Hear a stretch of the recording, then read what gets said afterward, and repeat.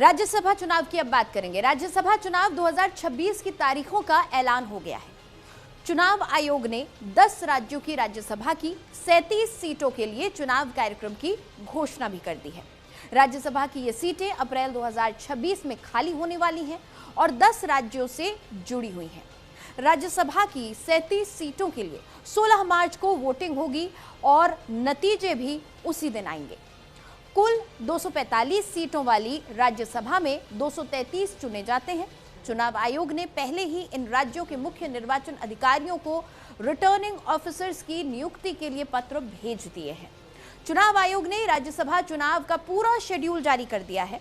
राज्यसभा चुनाव का नोटिफिकेशन 26 फरवरी 2026 को जारी होगा और नामांकन दाखिल करने की आखिरी तारीख 5 मार्च है। अब राज्यसभा का जो रण है वो भी हम आपको पूरा समझा देते हैं।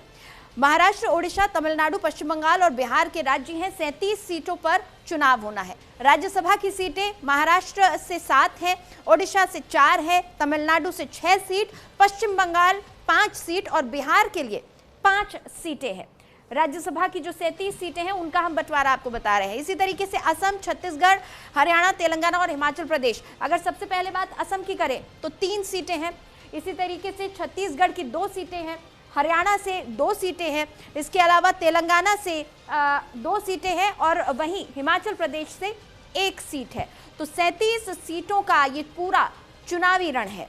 और नामांकन पत्रों की अगर हम बात करें तो 6 मार्च को इसकी जांच होगी, जबकि नाम वापस लेने की अंतिम तारीख 9 मार्च की रखी गई है। राज्यसभा चुनाव के लिए वोटिंग 16 मार्च 2026 को सुबह 9 बजे से शाम 4 बजे तक होगी। इसके बाद रिजल्ट की बारी आएगी। मतगणना उसी दिन शाम 5 बजे शुरू होगी। महाराष्ट्र की 7 सीटें खाली हो रही हैं।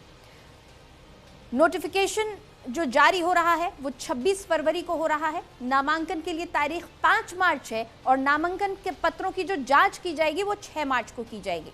नाम वापसी के लिए 9 मार्च तक का टाइम होगा कैंडिडेट्स के पास और वोटिंग 16 मार्च को होगी और इसी दिन जो है ये पूरी मतगणना की जाएगी।